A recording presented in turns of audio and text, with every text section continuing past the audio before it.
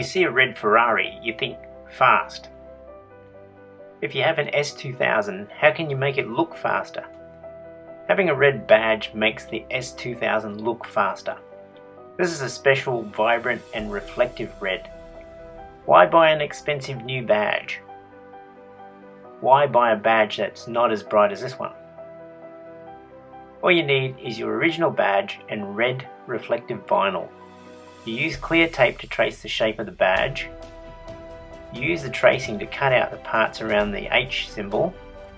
The vinyl is flexible and will stretch around the curved badge, especially if you use a heat gun. You can see the red sticker curving around the edges. This is what it looks like.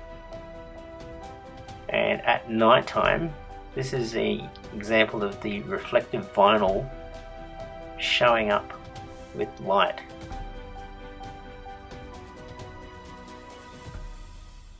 Thanks for watching.